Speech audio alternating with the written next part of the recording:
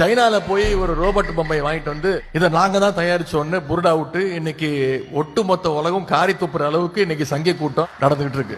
மாநாடு ஒண்ணு நடந்துச்சு. அந்த மாநாட்டுல வந்து ஒரு இஷ்யூ எல்லாருக்குமே தெரியும். அந்த இஷ்யூ வந்து கேலி பண்ற மாதிரி மாநாடு கூட, அந்த மாநாடு கூட ஒழுங்கா பண்ண தெரியாத ஒரு கோமாளி கூட்டத்தோட மோத வேண்டி இருக்கு அப்படி பேசியிருந்தார். இவர் யாருன்னா, இவங்க ஆட்சிக்கு வந்தப்ப வந்து ஒரு மாற்றுத்திறனாளி வந்து ஒரு கப்பை தூக்கிட்டு வந்து நான் வந்து வேர்ல்டு கப் ஜெயிச்சிருக்கேன், பேராலிம்பிக்ஸா அந்த இதுல வந்து ஜெயிச்சிருக்கேன் அப்படின்ற ஒரு கப்பை கொடுத்துட்டு அவர்கிட்ட போட்டோ எடுத்து காசு வாங்கிட்டு போனார். இவர்கிட்ட மட்டும் இல்ல, இவரோட அப்பா கிட்ட. ஆனா என்ன மேட்டர்னா, இவர்கிட்ட வந்துட்டு ஒரு இந்த கபடி மேட்சுக்கு கொடுக்குற ஒரு டிராஃபி எடுத்துட்டு போய் கொடுத்தாரு. அவர் அப்பா கிட்ட வந்து ஒன் டே வேர்ல்டு கப்ல ஒரு வேர்ல்டு கப் மாதிரி ஒரு டிராஃபி எடுத்துட்டு கொடுத்தாரு. லேட்டரா தான் தெரிய வந்துச்சு அது வந்து அப்படி ஒரு ஈவெண்டே நடக்கல, அப்படி ஒரு வின்னரே கிடையாது. ஒரு நார்மல் ஆள் வந்து இந்த 2 பேர் தலையிலே மிளகா அரைச்சிட்டு போயிட்டான். இந்த கோமாளி கூட்டத்தை பத்தி யாரு பேசுறதுன்னு கொஞ்சம் யோசிச்சு பேசணும். கூட 2 கப்பு டிஃபரன்ஸ் கூட உங்களுக்கு தெரியலையே, உங்களுக்கு என்ன மக்களோட கஷ்டம் எப்படி டிஃபரன்ஸ் தெரியும்னு எனக்கு தெரியல. நிறைய மினிஸ்டர்ஸ் வந்து சொல்றாங்க உதயநிதி வந்து சின்ன பெரியார், இளம் பெரியார் அப்படின்னு. அப்படி என்னத்த இவர்கிட்ட பெரியாரோட அந்த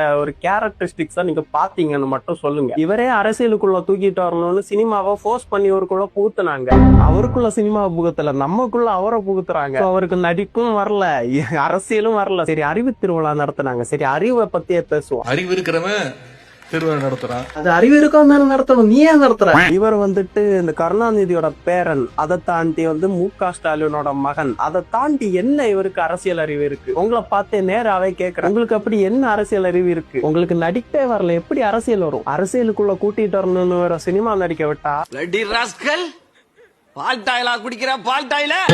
இதென்ன பிரமாதம். இன்னொன்னு வருது, ஜென்சி பெரியார். அவரையும் வந்து சினிமாக்குள்ள கூட்டு வருவீங்க, அப்புறம் அவரே வந்து துணை முதல்வர் ஆக்குவீங்க, அதுக்கப்புறம் அவரே முதல்வர் ஆக்குவீங்க. நாங்க வந்து அறிவை பத்தி பேசுறதுக்கு முன்னாடி நமக்கு அறிவு இருக்கான்னு கொஞ்சம் யோசிச்சு பேசணும். கரெக்டா?